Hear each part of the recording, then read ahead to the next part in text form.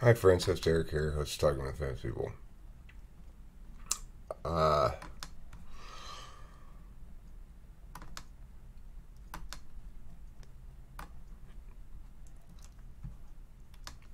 started watching this video with the intent of tearing it to pieces, so to speak. But I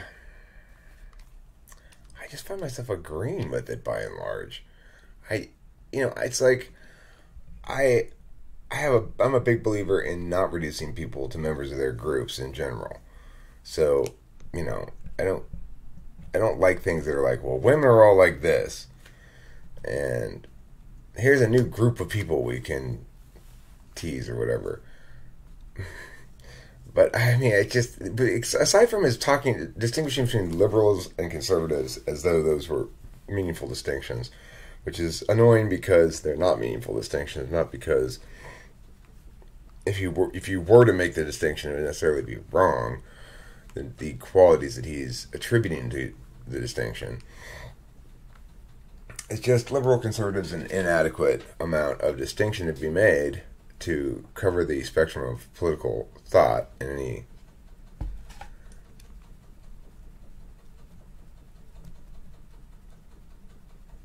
the term where the slobbers of many XFXers flow from their open mouths as they mindlessly.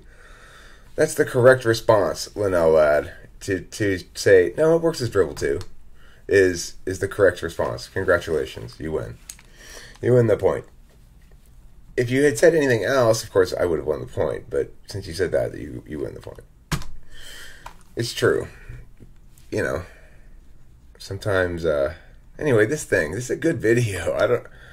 This is really annoying. Why do people do that? Balding, the beard obviously to cover that weak chin, as being a beta male almost inevitably means having low testosterone, of which one of the consequences is weak facial features, flabby cheeks and pink soft skin, and most importantly a weak chin to grow a beard over. But if you don't remember, as Daily Wire wrote when reporting on a story in which the guys at BuzzFeed decided to get their testosterone check, quote, the normal T score for an adult male ranges from 270 to 1070 nanograms per deciliter, with men aged from 25 to 34 averaging 617 nanograms per deciliter. Not one BuzzFeed beta male with 617 nanograms per deciliter average, rather, all the men testing below the level of a typical 85-year-old male, which is 376 nanograms per deciliter. Moreover, 3 of the 4 men tested below. But basically, he's talking about the fact that testosterone levels are lower in liberals than they are in conservatives, yada, yada, yada. But is there any explanation for this? Well, some people's first assumption would be that it's a sexual advance that's ever so focused on being non-threatening to women. As we know, the modern left is obsessed with nurturing others if you are white, having to constantly lower yourself and demote yourself, something that comes with acknowledging that you have a position of privilege in the current political system. They have absolutely no idea about the world around them and think virtue is synonymous with demoting yourself. They think self-hatred is humility. The doctrine of not being racist dictates everything, and there is no analysis beyond this, and thus, a part of me hopes man could find himself in an apocalyptic crisis, so he's... Well, I mean, of course it's true if you're concerning yourself about race at all, that you are...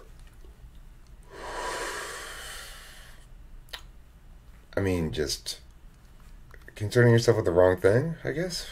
If you're identifying as a race, there's your first problem. So, if these guys, as indicated, are identifying as white, unless you're transracial like me, it's a problem to identify as a race because it means it's like saying, just because somebody walks up and says, okay, this group here, we're divided into woggles and wiggles. You don't go, ooh, I'm a woggle. It's make-believe, remember? So that's ridiculous to identify as white at all. Unless you identify as transracial, that makes sense. But I don't like the beard thing, obviously, because I have a beard, and I don't want to be identified as weak for my beard. I am also balding, for sure. But I'm not one of those fucks, I hope.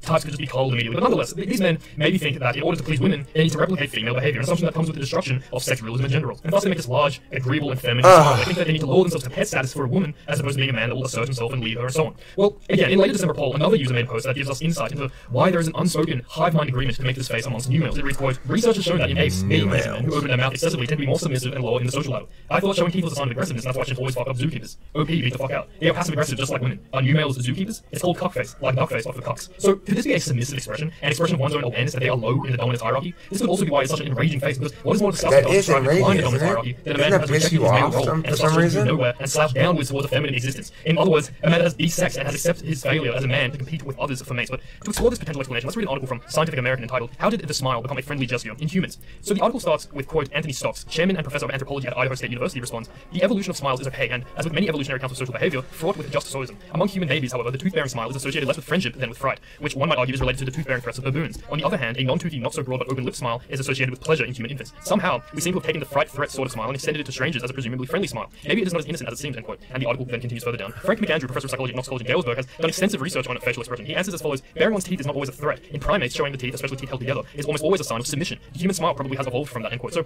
in other words, could it be that the new male smile, or Cuckface, is a human version of the fear grimace? Is it a means of expressing one's own awareness of their low position in the dominance hierarchy? Because we know men have an innate tendency towards status maximization. Historically, in order to reproduce, we want to climb the dominance hierarchy because we intuitively know that women only mate with those at the top. And obviously, the new male is attempting to open a niche to cater towards their low behavior and to sort of collectively bargain against the hierarchy that they are so disadvantaged at. Similarly, as low testosterone men cannot compete not only in the dating pool, but I need feminism because I'm tired of feeling unmanly for enjoying my girlfriend's strap-on.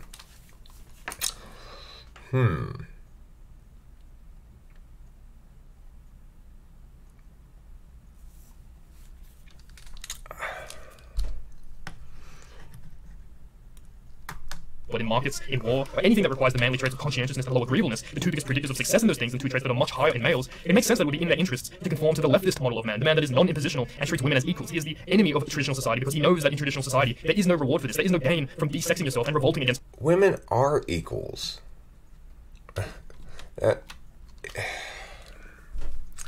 Just because men and women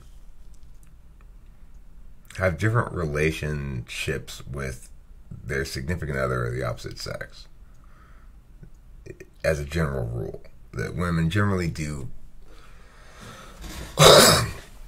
It's generally the case that women are more responsive to men who are assertive, dominant, high up in the social hierarchy. That's a general rule, is true. But the problem with guys like who make this video here is they're more concerned about what we can glean about the group than they are concerned about not imposing that on any individual. Not imposing that on any individual is vastly more important than whatever true but never applicable to any individual interpretations of the whole we can make. So it's never okay to deal with an individual as though they were representations of the group that you've made meaning about, whether you're a beta male or a cuck or whatever you guys like to call the unluckier of our gender.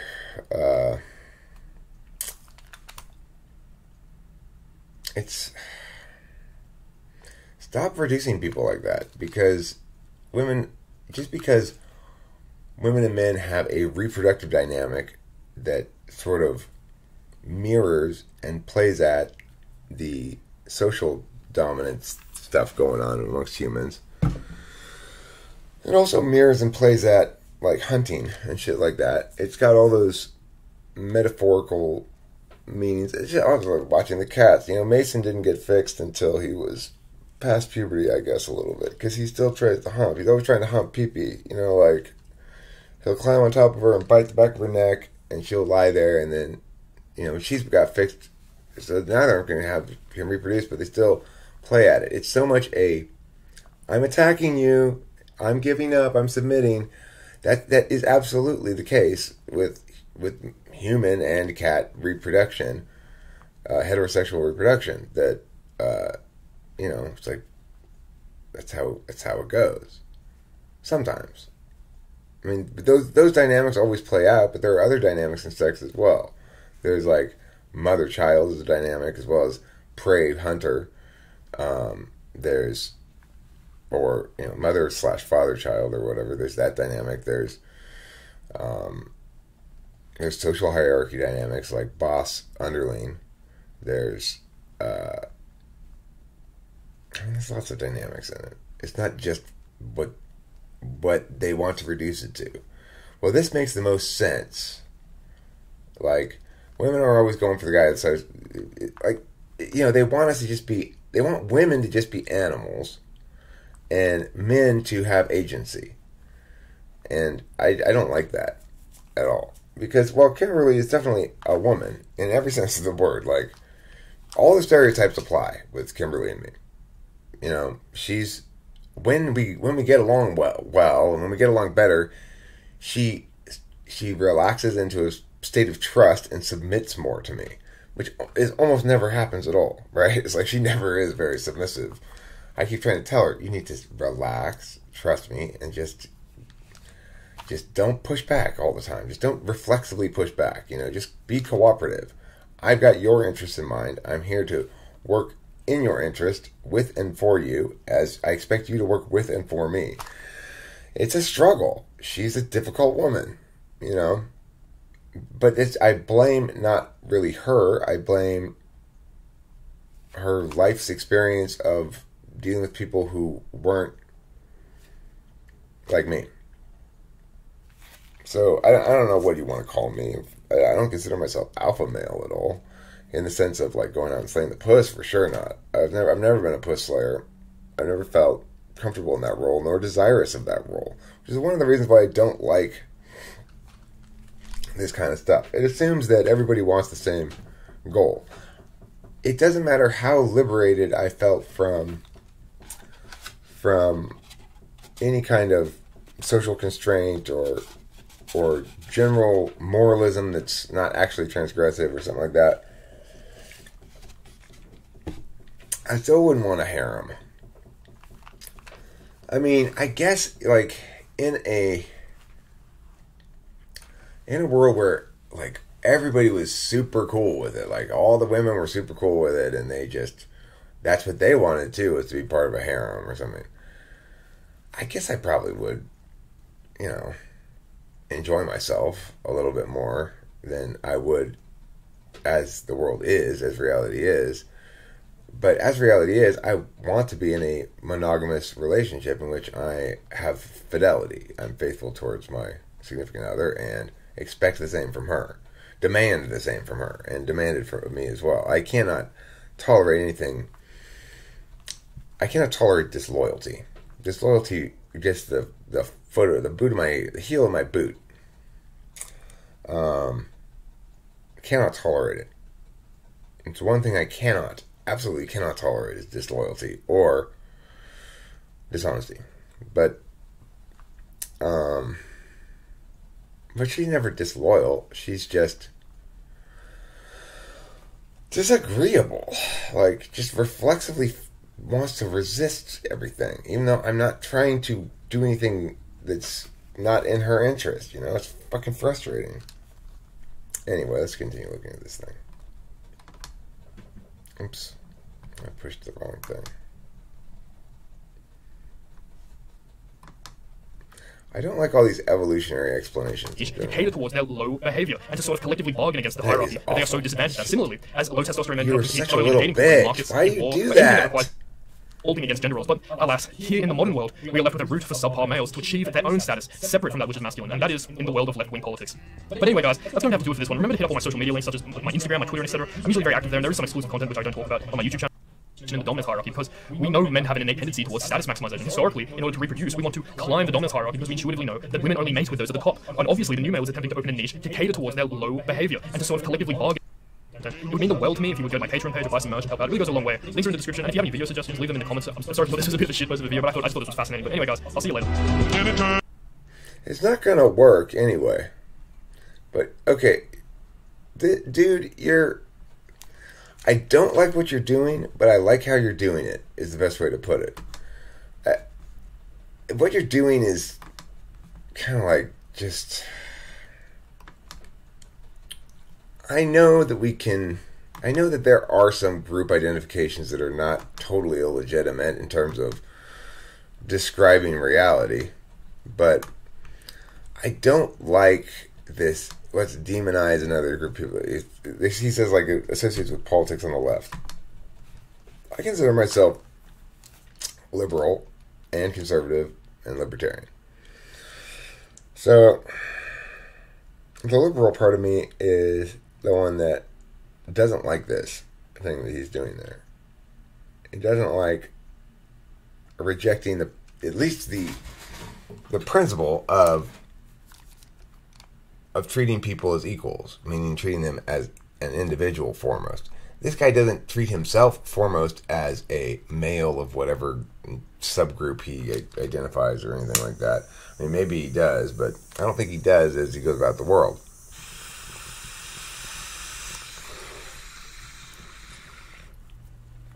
He's a complete, fully realized, unique individual, but the people he's talking about never are. There are always there are always individuals within this frame of reproductive politics, so to speak. Now, obviously, I'm going to have a little bit of a problem with this video because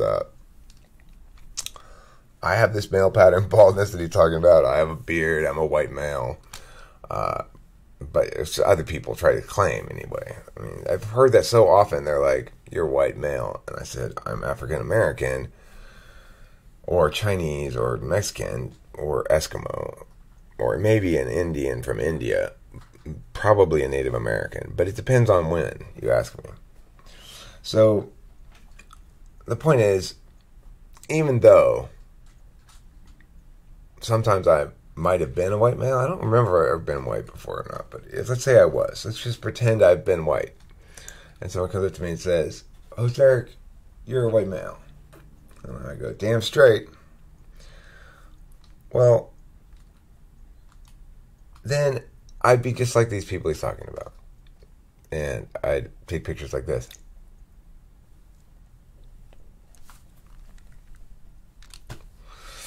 Which I do, probably. I probably have lots of pictures like that. But, you know, it's like me making fun of something, probably. I don't know, maybe it's me doing it naturally. I remember Candace used to always be like, "Smile." I'd be like, "Smile, Eric." She'd like tickle my butt and I'd go, "Fucking shut the fuck up. I don't want to be part of your little posy pose time." I hated that shit. Man. Anyway, I don't consider myself an alpha male in any sense of the word. But I don't consider myself a beta male either. Exactly. I don't know if those distinctions are very meaningful. If I were in a group or a social setting, I've gotten to experience, mostly because of this YouTube channel, something that I had definitely never experienced before, which is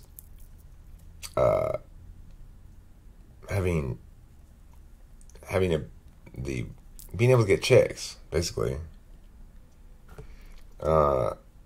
Meaning chicks taking me seriously as a reproductive option, or in other words, chicks being viewing me as a potential sex partner. It was definitely a shift for me. But this is my third marriage. So in my 20s, early 20s, I was not reproductively viable. I was not happy about that at all. I didn't know what to do about it, except I was just scared of women in general and resentful of, I guess, my low place in the social hierarchy. Is one way of putting it. But I never took it out on women. I never blamed them for not wanting to sleep with me. I just internalized it as, I'm not fit. You know, I'm not adequate. So, that was fine. I guess I wasn't, you know. One way or another, I wasn't. I wasn't either doing things I needed to do, saying things I needed to say, being the person I needed to be, or something like that. But then I managed to get with a woman and anyway, and I just immediately married her because I wanted a kid. And she did, in fact, produce me a child right away. Like, we got married, I impregnated her, she had a kid, then she started cheating on me, and we got divorced, and I kept the kid and sent her away. And I got married again. Second wife was perfect. It was like She was just the wife I needed at the time for the stuff I needed for her to be for. I needed a mother for my daughter because I had to boot my first wife, and the second wife was an excellent mother-wife type. You know, she was great at raising the kid, great at keeping things clean and shit like that. The kind of woman a fairly traditional male might want to have as a wife. And now I'm on to wifey number 3. She's not actually my wife yet, but you get the idea. Kimberly, and Kimberly is, well, she's not as wife-like as the second wife, but she's just as feminine, right? It's like I'm not going for INTP like Susie, for example. She's too